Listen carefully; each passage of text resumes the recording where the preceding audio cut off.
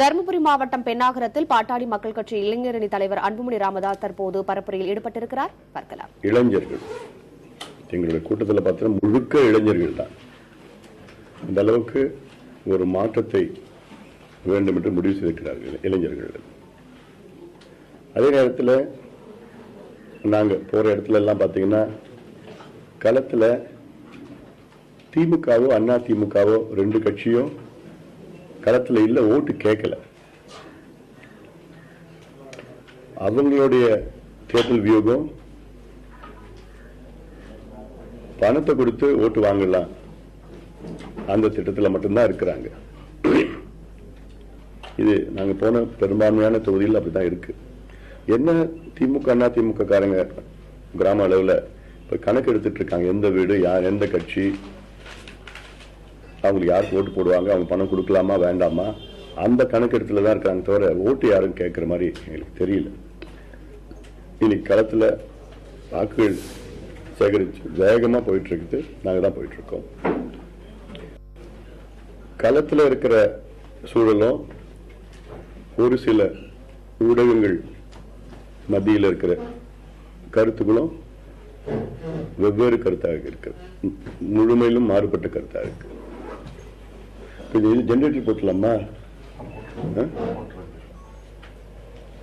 போட்டுறேன்.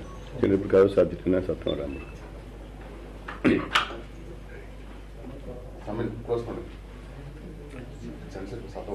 சத்தம் வராது.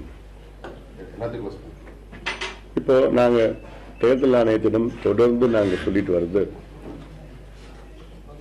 திமுக அண்ணா திமுக தேர்தல் நேரத்தில் ஓட்டுக்கு பணம் கொடுக்க திட்டமிட்டு இருக்கிறார்கள் என்று இது உலகத்துக்கே தெரியும். தமிழ்நாட்டுக்கு மட்டும் இல்ல, இந்தியாவில் இல்ல, உலகத்துக்கே தெரியும். இந்த கலாச்சாரத்தை இவங்க தான் கொண்டு வந்தாங்க. கடந்த காலத்தில் பார்த்துட்டோம், தேர்தல் ஆணையத்துக்கு தெரியுது, எல்லாத்துக்கும் தெரியுது. சரி, என்ன அதுக்கு தடுக்கிறது, எப்படி தடுக்கிறது? அதுக்கு தடுக்கிறதுக்கு எந்த வழியும் தேர்தல் ஆணையம் ஒன்றும் சொல்லலை. சொன்னதும் முழுமையா செயல்படுற மாதிரி இல்லை. இப்போ உதாரணம் பென்னாகரம் தொகுதி எடுத்துங்க.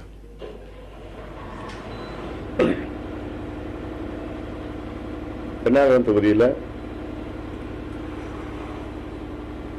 இங்க திமுக ஒரு ஓட்டுக்கு 500 ரூபாய், அண்ணா திமுக ஒரு ஓட்டுக்கு 1000 ரூபாய் கொடுக்க திட்டமிட்டது மட்டுமில்ல, கொடுக்க ஆரம்பிச்சுட்டாங்க.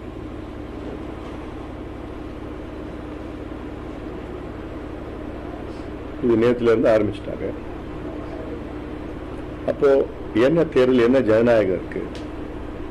இது தொடர்ந்து ஒரு வருஷமா சொல்லிட்டு வரோம், தேர்தல் ஆணையத்தை சொல்லிட்டு வரோம், வலியுறுத்திட்டு வரோம், ஒவ்வொரு கூட்டத்திலையும் வலியுறுத்தி வரோம்.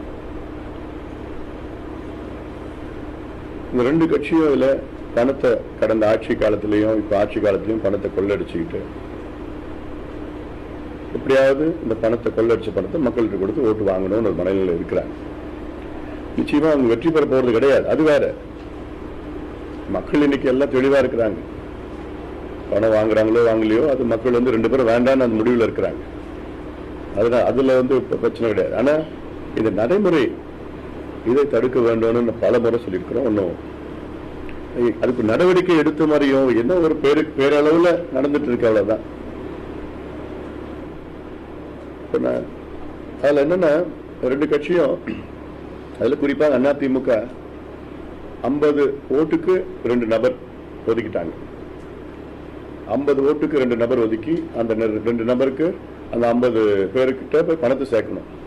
அந்த அளவுக்கு பிளான் பண்ணி சயின்டிபிக் அனாலிசிஸ் பண்ணி இவங்க எந்த கட்சி இல்ல நடுநிலையா இருக்காங்களோ அவங்களுக்கு ஓட்டு போற மாதிரி இருக்குமா, இப்படி எல்லாம் ஒவ்வொரு கிராமத்திலையும் போயிட்டு நபர்களை மைக்ரோ லெவல்ல பிளான் பண்ணி வச்சிருக்கிறாங்க.